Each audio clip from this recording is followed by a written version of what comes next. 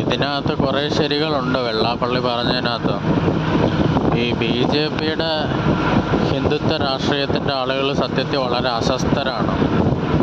കാരണം എന്ന് വെച്ചാൽ ഇവർ വളരെ ആത്മാർത്ഥമായിട്ട് പലരും ജീവിതം വരെ സമർപ്പിച്ചിട്ട് BJPക്ക് RSSന് സംഘപരിവാറിന് വേണ്ടിയൊക്കെ നിന്നിട്ട് ഇവർക്ക് അതിനു വേണ്ടിയുള്ള ഒരു റിസൾട്ട് ഉണ്ടാക്കാൻ പറ്റുന്നില്ല.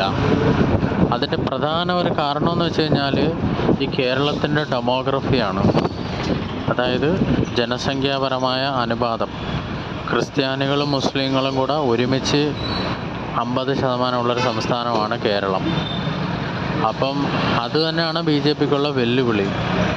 വെറും ലോക്കൽ പ്രാദേശിക റൂട്ട് ലെവലിൽ തന്നെ BJPയുടെ പ്രവർത്തനങ്ങളെ നശിപ്പിക്കാനും മുളയിലേ നുള്ളാനും മതപരമായ രാഷ്ട്രീയപരമായ ഒരു അജണ്ട പോലെ ഇവർ ശ്രമിക്കുന്നുണ്ട്. മതപരമായ ഒരു ചിന്തയിൽ അങ്ങനെ ശ്രമിക്കുന്നുണ്ട് BJPക്കെതിരെ ക്രിസ്ത്യാനികളും മുസ്ലിങ്ങളും. പിന്നെ അപ്പുറത്ത് രാഷ്ട്രീയപരമായ എതിർപ്പുകൾ, പാരകൾ, അതെല്ലാവർക്കും ഉണ്ട്. ഇപ്പം ഇതാണ് കേരളത്തിൽ BJP നേരിടുന്നൊരു പ്രധാന പ്രശ്നം. അപ്പോൾ ഇവർക്ക് വലിയ സാധ്യതയില്ല. കേരളത്തിൽ BJPക്ക് എന്തെങ്കിലും ഒരു സാധ്യത ഉണ്ടെന്ന് വെച്ചാൽ അത് നല്ല രീതിയിൽ ഹിന്ദു കൺസോളിഡേഷൻ നടക്കണം. അപ്പോൾ ഈ ഹിന്ദു കൺസോളിഡേഷൻ നടക്കാത്തതിൻ്റെ ഒരു പ്രധാന കാരണം എന്ന് വെച്ചാൽ ഈ ജാതി തന്നെയാണ് പ്രശ്നം.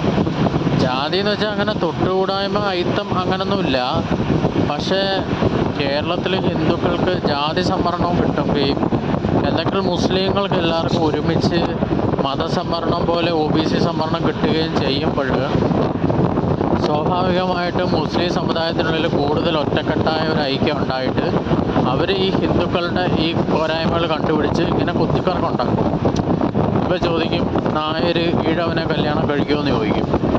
അല്ല, നാസർ ഫൈസി കൂടത്താഴി എന്നൊക്കെ പറയുന്ന ഒരാളുണ്ടല്ലോ, ഒക്കെ ഭയങ്കര മുസ്ലിം തീവ്രവാദികളാണ്.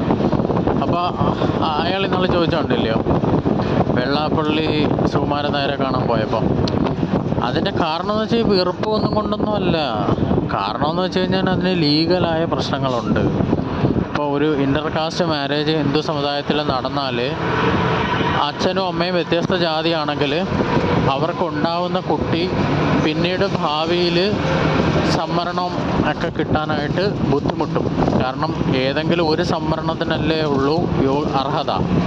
രണ്ട് ജാതിയാണെന്ന് ഏത് സംവരണം എടുക്കും? അവിടെ ഒരു ചോദ്യം വരും. അപ്പം അതിന് ഒരുപാട് പ്രൊസീജിയറൊക്കെ ഉണ്ട്. ഏതെങ്കിലും ഒരു സമുദായത്തിൻ്റെ അംഗമാണെന്ന് പറഞ്ഞുകൊണ്ട് സംവരണം വാങ്ങിക്കണം. അതിന് ഒരുപാട് ലീഗൽ കോംപ്ലിക്കേഷൻ